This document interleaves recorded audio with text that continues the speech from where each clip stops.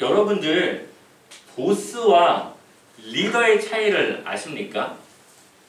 우리가 한 조직을 이끌 때 이 보스라는 개념의 리더가 있고 그냥 좋은 리더라는 그런 모습을 가진 그러한 리더가 있습니다. 혹시 보스와 리더의 차이가 뭔지 혹시 알고 계십니까? 한 10가지 정도 차이가 있다는 것을 우리가 알 수 있는데요. 첫 번째로는 이 보스는 성과를 요구하지만 리더는 그 일을 함께 만들어 나갑니다. 한번 스크린 한번, 네. 또한 보스는 부하를 부리려고만 하지만 리더는, 네, 한 장씩 넘겨주시면 돼요. 네. 말씀에 빠져가지고. 또 리더는 솔선수범합니다. 그러니까 부하를 부리려고 하는 그런 보스의 기질과 먼저 나서서 이제 섬기려고 하는 리더의 모습이 다른 것이죠.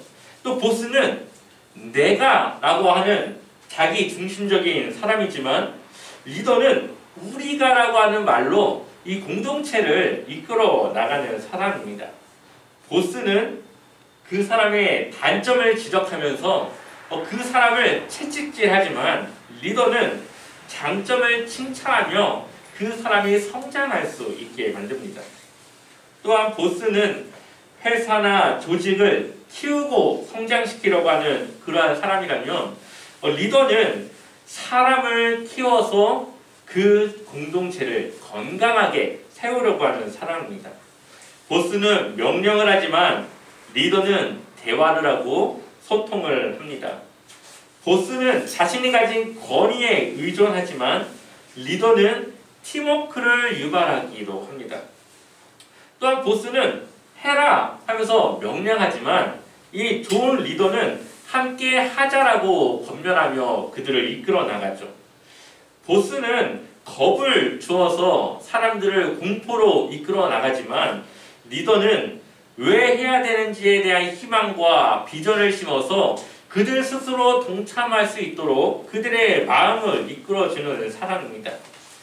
보스는 그 사람이 고통스럽게 힘들게 일하게 만들지만 리더는 함께 재미있게 일을 할 수 있도록 만드는 사람이라고 10가지 정도의 그런 비교를 할 수가 있습니다. 보스는 수직적으로 조직을 이끌어 나가는 사람이라면 이 리더는 수평적으로 이 조직을 이끌어 나가는 리더라는 것을 볼 수가 있죠. 여러분들은 어떤 사람이 리더이길 원합니까? 보스입니까? 리더입니까? 또한 조직을 이끄는 보스가 꼭 나쁜 것은 아닙니다. 조직의 특성에 따라서는 보스가 필요할 수도 있겠지만 저는 그러한 보스보다는 좋은 리더의 모습으로 우리 제자 3교회를 이끌고 나가고 싶죠. 리더로서 책임을 다하고 또 먼저 행동하여서 먼저 리더가 앞장서서 하는 그 일들 가운데 함께 누군가가 따라와서 그 일에 동참해 주기를 원합니다. 왜냐하면 예수님께서 바로 그러한 리더였기 때문에 예수님을 따라 그러한 리더가 되고 싶은 것입니다. 예수님을 보게 되면은 예수님은 자신의 세력을 키우려고 하는 것보다도 자신의 제자를 세우시는 것이 목적이었던 것을 보게 됩니다. 그래서 예수님은 자신에게 유익이 되고 이익이 되는 그런 제자들을 맞이한 것이 아니라 때로는 실수하고 예수님이 하시는 말씀을 이해하지 못하고 가르쳐도 그것을 잘 기억하거나 따르지 못하는 어설프고 배우지 못한 부족한 그러한 사람들을 이끌어 나가는 것을 보게 됩니다. 그리고 예수님은 그 제자들에게 늘 강조하는 것이 사랑이었죠. 그래서 예수님은 그 제자들을 늘 사랑으로 대했던 것을 우리가 볼 수가 있습니다. 예수님의 제자들은 사실 예수님이 사역하실 당시에 큰 도움이 되는 제자들은 아니었습니다.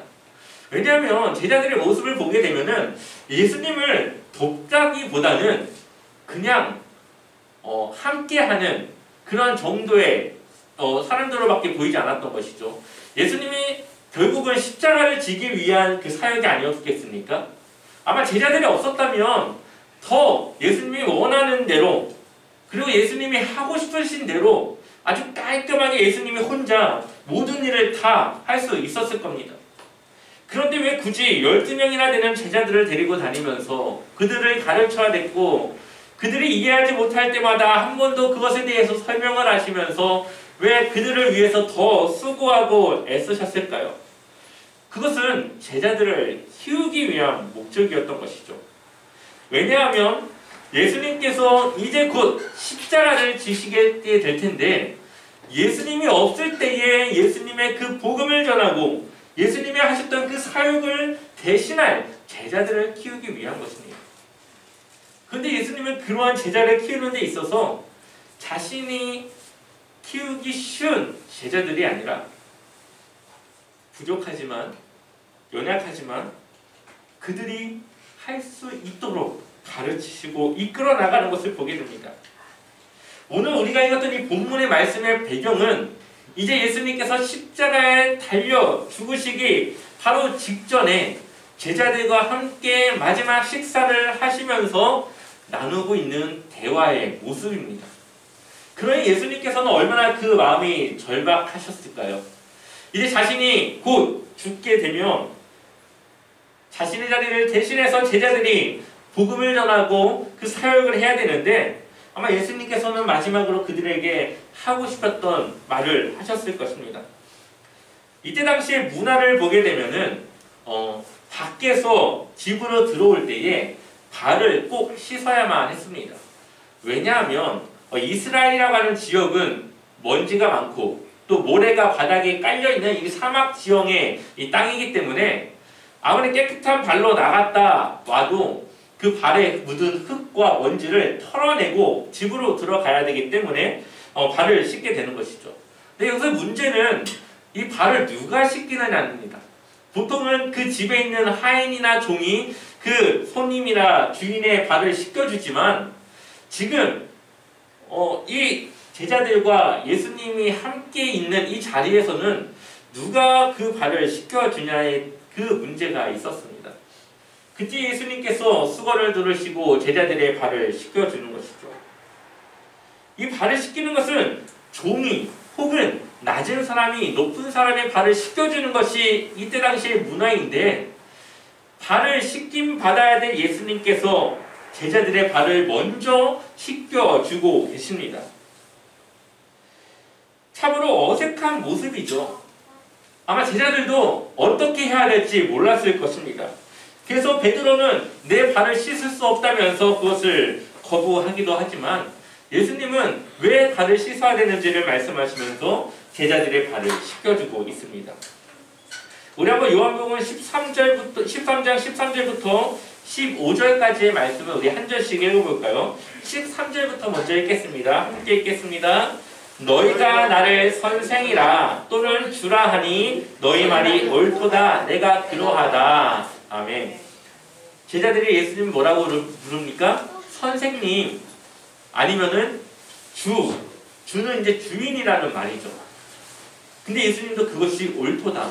그러니까 예수님도 그 제자들에게 내가 너희의 선생이고 내가 너희의 주인이다. 그 말은 너희가 나의 발을 씻겨줘야 된다라는 뜻을 갖고 있는 것이죠. 또 14절을 보게 되면은 내가 주와 또는 선생이 되어 너희 발을 씻었으니 즉 예수님께서 즉 제자들의 발을 씻었으니 어떻게 하라고요? 너희도 서로 발을 씻어주는 것이 옳으니라. 예수님이 먼저 그 제자들을 섬겼고 이제 서로 누가 발을 씻겨줄지 눈치를 보는 그 제자들도 서로 발을 씻겨주라. 내가 너희에게 행한 것 같이 너희도 행하게 하려 하기 위해서 어떻게 했다고요? 본을 보였노라. 예수님의 리더는 제자들에게 이렇게 해야 돼 이것이 아니라 먼저 예수님께서 그것을 보여주시고 행하시고 그것을 따라 제자들이 하게끔 그렇게 본을 보이셨던 것이죠. 예수님의 제자들에게 가르치고자 했던 것은 바로 사랑과 섬김입니다. 예수님께서 그것을 먼저 보여주시면서 제자들이 그것을 따라갈 것을 요구하고 계십니다. 근데 오늘 예수님께서 우리에게 요구하는 이 사랑은 그 이전에 예수님께서 가르치거나 또 구약의 하나님과 함께 맺었던 그 언약의 사랑보다도 한 차원 높은 사랑입니다. 그래서 오늘 예수님이 이 사랑에 대해서 말씀하시는데 새 계명을 너희에게 준다라고 말씀하고 있죠. 우리 한번 요한복음 13장 34절과 35절을 우리 한번 주일학교 우리 친구들 한번 읽어볼까요? 보여요 우리 친구들? 자, 한번 우리 34절과 35절 말씀을 우리 주일학교 한번 친구들이 한번 읽어보겠습니다. 한번 읽어주세요. 새 계명을 너희에게 주노니 서로 사랑하라. 내가 너희를 사랑한 것 같이 너희도 서로 사랑하라. 너희가 서로 사랑하면 이로써 모든 사람이 너희가 내 제자인 줄 아니라. 아멘. 자, 34절과 35절을 보면 새 계명을 너희에게 준다라고 말씀하시면서 그 새 계명을 지켜야지만 너희가 내 제자가 될 수 있다라고 말씀하고 있습니다. 왜 이 사랑에 대한 이 말씀이 왜 새 계명일까요?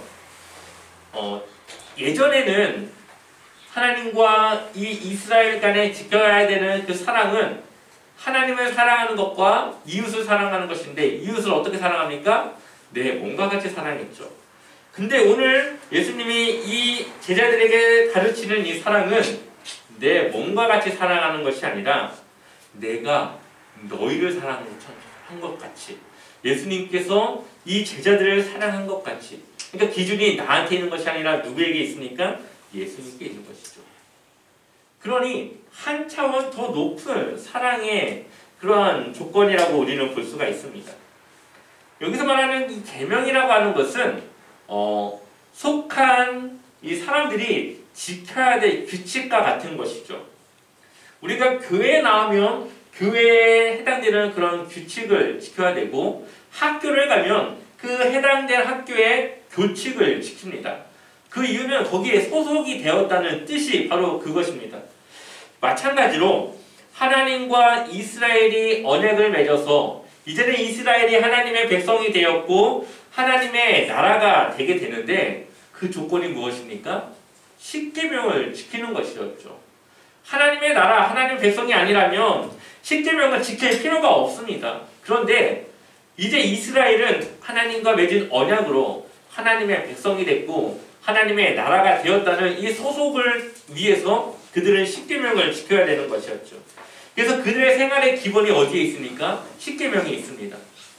그 십계명을 지키고 하면서 서로 간의 사회적인 문화를 만들어 나가고 하나님과 교제하고 또 하나님을 섬겼습니다. 하나님의 백성이기 때문에 하나님께 속하였기 때문에 하나님이 주신 계명을 지키는 것이죠. 근데 오늘 예수님이 새 계명을 주는데 이것은 예수님과 제자들이 새로운 관계를 맺게 된다는 의미를 갖고 있습니다. 그것을 바로 이 새 계명을 지킴으로써 예수님의 진정한 제자가 될 수 있게 된다는 것이죠. 그동안도 제자였지만 이제는 그렇게 그냥 따라다니는 제자가 아니라 정말 주님을 위해 주님과 함께하는 제자로서 해야 될 것이 있다면 예수님이 그 제자들을 사랑한 것 같이 서로 사랑하는 것, 그것이 바로 예수님의 제자됨의 조건이었던 것을 보게 됩니다. 그런데 오늘 이 말씀을 하는 이 타이밍, 이 시점을 우리가 잘 볼 필요가 있습니다. 예수님께서 제자들과 만찬, 마지막 이 식사를 할 때에는 몇 명의 제자들이 있었을까요? 12명이 있었습니다. 그러다가 예수님께서 가룟 유다가 이제 나를 팔 것이라고 하는 암시를 하게 되면서 유다가 예수님을 팔기 위해서 밖에 나가게 되죠. 그래서 요한복음 13장 30절을 보게 되면은 유다가 그 조각을 받고 곧 나가니 밤이러라. 유다가 이제 예수님의 말씀대로 예수님을 팔기 위해 유대인들을 만나러 나갔습니다. 그리고 몇 명이 남았습니까? 11명이 남았죠. 이 11명의 제자가 이제 실질적으로 예수님을 위해서 사역을 해야 될 제자들입니다. 그리고 유다가 나가자 11명의 제자만 남자 예수님이 바로 이 사랑에 대한 계명을 말씀하고 있는 것입니다. 그래서 이 사랑에 대한 계명, 서로 사랑하라. 이 사랑에 대한 계명은 바로 이 교회 공동체를 향한 주님의 말씀이라고 우리가 볼 수가 있는 것이죠.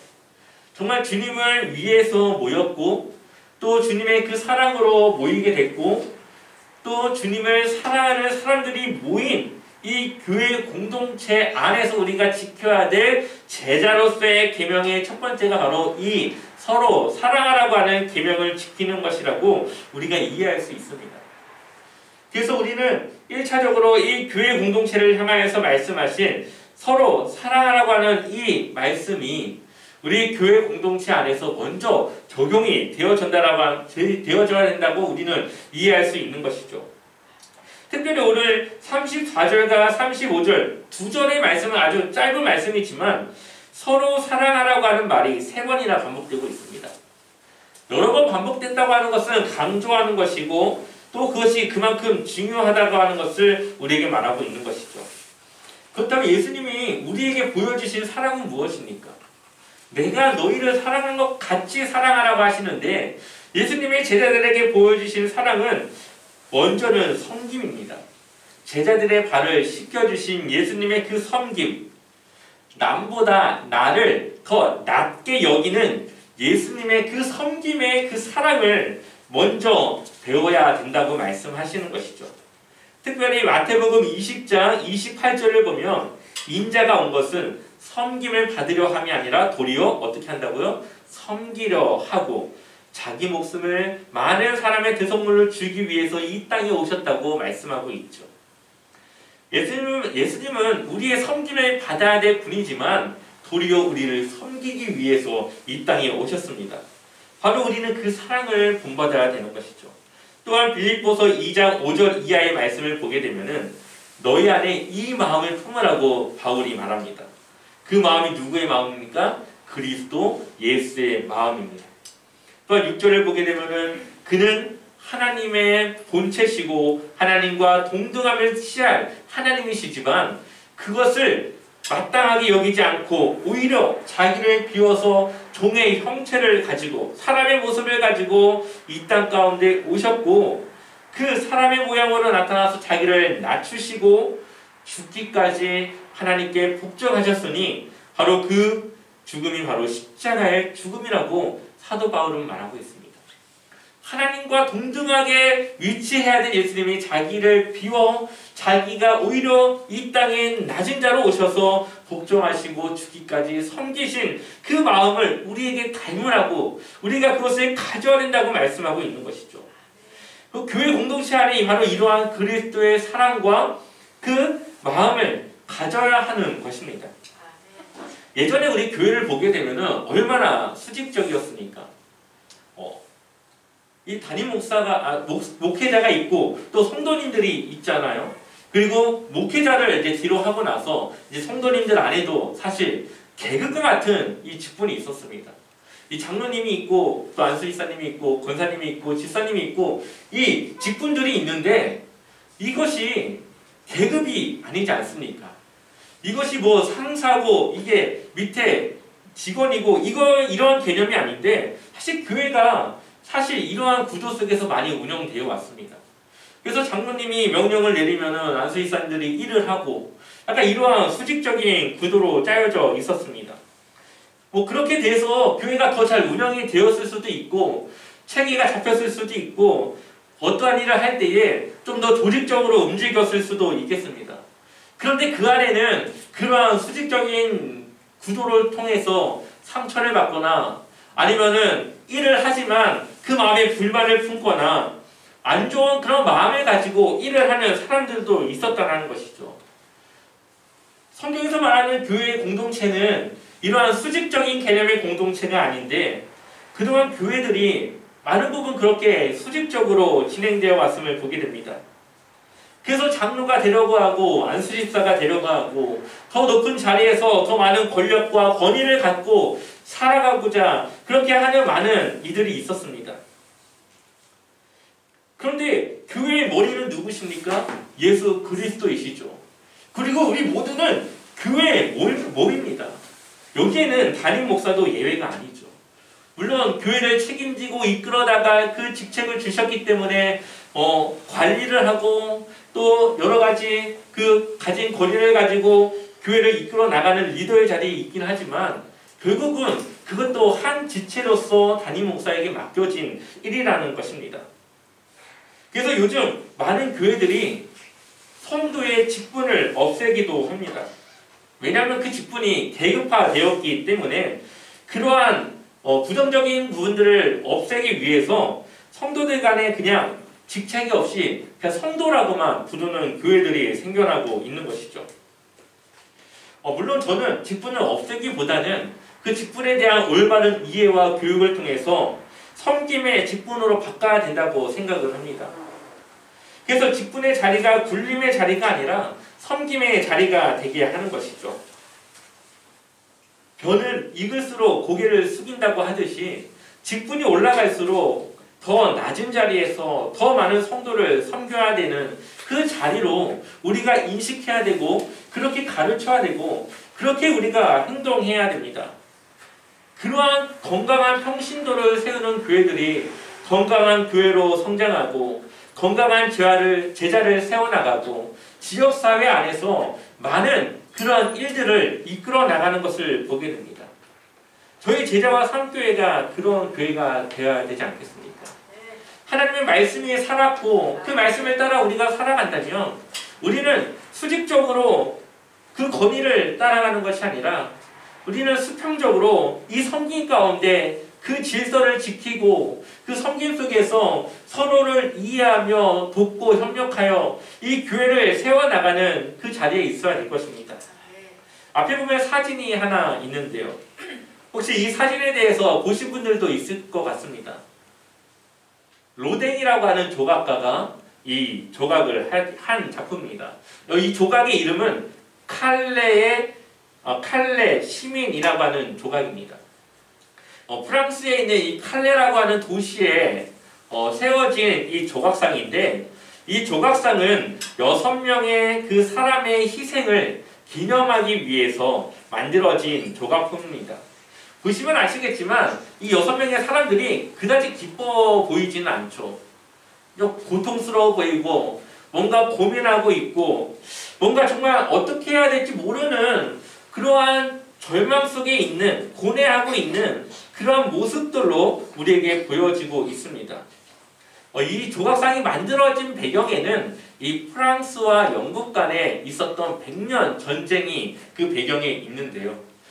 프랑스와 이 영국의 이 전쟁의 이 긴 전쟁 끝에 이 끝까지 이 칼레시는 프랑스의 칼레시는 저항을 하다가 결국은 항복을 할 수밖에 없는 상황에 놓여지게 됩니다.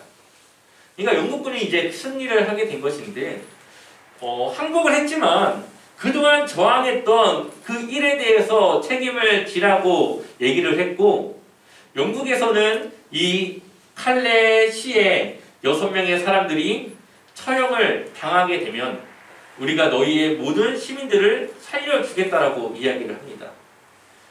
6명의 희생을 통해서 온 칼레 시민을 살릴 수 있게 되는 것이죠. 그런데 문제는 6명을 어떻게 선발해야 되느냐가 문제가 되었습니다. 이때 당시는 귀족도 있고 노예도 있고 종도 있으니까 귀족들 6명을 뽑아서 그 각 집안의 종들 6명을 한 명씩 뽑아가지고 그 6명을 희생시키면은 쉽게 해결할 수도 있는 문제였습니다. 그런데 문제는 종이라고 해서 그 생명이 값싼 생명은 아니라는 것이죠. 누구나 생명은 귀중한 것이고 쉽게 그 생명을 희생할 수 없기 때문에 이 6명을 뽑는 것은 너무나도 힘들었습니다. 이제는 이 6명을 어떻게 선별해야 될까 하다가 이 칼레시에서 가장 부자였던 사람이 제가 희생하겠습니다. 나섭니다. 그러자 이 칼레시의 시장이었던 그 사람도 나서서 자신이 희생하겠다고 말을 합니다. 그리고 뒤이어서 부자였던 한 상인이 나서게 되었고 그 상인의 아들도 자신이 희생하겠다고 나옵니다. 그렇게 해서 자발적으로 나온 귀족 6명이 선발이 되었고 이 6명이 이제 그 다음날 처형을 당할 상황에 놓여지게 됩니다. 근데 이러한 소식을 듣게 된 영국의 여왕이 임신 중이었는데 이 왕에게 요청을 합니다. 너무나도 안타까운 이 소식을 들은 이 여왕은 그들을 용서해달라고, 그들을 좀 살려달라고 요청을 하였고 결국은 처형 직전에 이들은 가까스로 그 생명을 살려주게 되어지는 것이죠. 귀족 6명의 희생이 있었기 때문에 이 칼레 시민들은 살 수 있었고 결국은 아무런 생명의 지장이 없이 이 모든 일들은 다 끝날 수 있게 되었습니다. 그리고 이 처형을 위해서 자발적으로 나온 6명의 귀족을 기념하기 위해서 로댕은 이 조각상을 만들게 된 것이었습니다. 사실 이 조각상을 요청했던 사람들은 좀 더 늠름하고 영웅적인 모습을 표현해 주길 바랬지만 로댕은 사실적으로 그들이 했을 만한 그 액션과 그 상황과 그 모습들을 사실적으로 그려내었습니다. 그리고 이 역사에서 생겨난 말이 바로 노블레스 오블리주입니다. 여기서 말하는 노블레스는 귀족이라고 하는 말이고 오블레스라고 하는 말은 의무라고 하는 말입니다. 그러니까 귀족의 의무인 것이죠. 신분의 위치가 높을수록 더 높은 수준의 도덕적 그 수준을 요구한다고 하는 것입니다. 그만할 책임이 있다는 것이죠. 그렇기 때문에 높은 귀족일수록 높은 사회적 신분을 가진 사람일수록 사회적인 도덕적인 의무를 더 많이 져야 된다. 그래서 기부도 많이 하고 많은 사람들을 돕고 또 사회적으로 그들이 할 수 있는 영향력을 더 넓혀 나가야 된다라고 사회적으로 이야기를 하는 것입니다. 저는 교회도 마찬가지라고 생각을 합니다. 직분이 올라갈수록 더 많은 희생과 또 섬김과 또 그 사랑이 요구되어지는 것이죠. 그래서 직분이라고 하는 것은 신앙의 경력이 아닙니다. 내가 20년, 30년 했으니까 이 직분을 받아야 되는 것이 아니라 그 경험, 정말 주님의 그 사랑을 경험했고 그것을 나눠줄 수 있고 그것을 함께 정말로 모델로서 보여줄 수 있는 그 사람들이 그 직분을 가지고 올바른 직분의 그 일들을 섬기고 사용해야 된다라고 생각을 하는 것이죠. 교회 안에서까지 수직적인 관계로 움직인다면 이것은 예수님이 말씀하신 교회 공동체의 모습을 우리는 흩트는 결과가 될 것입니다. 물론 우리가 지켜야 될 기본적인 질서는 있겠지만 정말 우리는 그러한 질서 속에서 서로의 섬김과 사랑을 가져야 된다는 것입니다. 예수님이 말씀하신 내가 너희를 사랑한 것 같이라는 말에는 섬김뿐만 아니라 희생도 들어있는 것이죠. 왜냐하면 우리 주님이 우리를 위해 주신 최고의 사랑은 바로 십자가에서 이루어졌기 때문입니다. 하나님이 인간의 모습으로 이 땅에 오셔서 죽기까지 우리를 사랑하신 그 사랑을 우리에게 가르쳐 주시지 않았습니까? 그것을 따라 사랑하라고 우리에게 말씀하고 있는 것입니다. 우리가 하는 사랑은 우리가 이 교회 안에서 또 주님의 그 사랑을 전하는 이 사랑은 감성적이고 아름답고 주고받는 기브 앤 테이크의 사랑이 아닙니다. 주님이 우리에게 가르쳐 주신 사랑은 때로는 고통스럽고 때로는 자기의 살을 깎아야 하는 그러한 고난의 사랑이지만 그러한 사랑을 통해서 주님을 위해 일하는 기쁨 그리고 그것을 따라 사랑하는 우리 안에서 일어나는 제자로서의 그 확신과 그 믿음의 그 성령의 충만함 속에서 일어나는 하나님의 놀라운 일들을 경험하며 살아가는 그러한 삶에 있다는 것이죠. 요한에서 4장 7절부터 11절까지를 보게 되면은 사랑하는 자들아 우리가 서로 사랑하자. 사랑은 하나님께 속한 것이니 사랑하는 자마다 누구에부터 나옵니까? 하나님에게부터 나고 하나님을 알고 8절을 보면 사랑하지 아니하는 자는 누구를 알지 못한다고요? 하나님을 알지 못하고 또 그 이유는 하나님은 사랑이기 때문이라고 말합니다. 9절을 보게 되면 하나님의 사랑이 우리에게 나타난 바 되었으니 바로 예수님이시죠. 하나님이 자기의 독생자를 세상에 보내심은 그로 말미암아 우리를 살리려 하심이라. 사랑은 여기 있으니 우리가 하나님을 사랑한 것이 아니요 먼저 하나님이 우리를 사랑하사 우리 죄를 속하기 위하여 화목제물로 그 아들을 보내셨습니다. 사랑하는 자들아, 하나님이 이같이 우리를 사랑하였은즉 우리도 서로 사랑하는 것이 마땅하도다. 아멘. 똑같은 요한의 이 저자가 똑같은 말을 하고 있습니다. 우리가 구원받았다고 하는 것은 하나님의 사랑을 경험했다는 것입니다. 그 사랑을 경험하고도 사랑을 전하지 않는다면 그것은 1만 달란트를 빚진 자와 같은 모습인 것이죠. 우리의 사랑은 희생이고 헌신입니다. 교회 공동체는 이러한 희생과 헌신으로 세워지는 것이고 아마 그 시작은 이 담임 목사인 저부터 시작해야 될 것입니다. 이 말씀을 준비하면서 고민했습니다. 과연 내가 이 교회를 사랑하고 있는가? 내가 이 교회를 사랑한다면 희생하고 있는가? 나는 성도들을 이끄는 리더인가? 아니면 보스인가? 여러 가지 고민을 하면서 이 설교를 써나가는데 아무리 생각해도 교회를 사랑한다고 하지만 희생하지 못한 부분들도 생각이 나고 더 섬기지 못하고 솔선수범하지 못한 부족함이 많이 생각나게 되었습니다. 교회뿐만 아니라 가정에서도 가족을 위해서는 목숨까지도 내놓을 수 있다고 생각을 했지만 아내의 원하는 모습 한 가지도 제대로 바꿔나가지 못하는 그런 부족한 모습, 좋은 아빠로서 아들을 더욱 사랑하지 못한 그런 부족함이 또 생각나게 됐습니다. 서로 사랑하라고 하는 말은 상대방의 그 사랑을 기다리기보다 먼저 내가 그 사랑을 전함으로써 그 섬김과 사랑을 전하고 그러한 영향력 속에서 그 공동체와 내가 속한 곳이 변화되어져 가는 것인데 나부터 그 일을 실천하지 못하는 부족함을 돌아보게 되었습니다.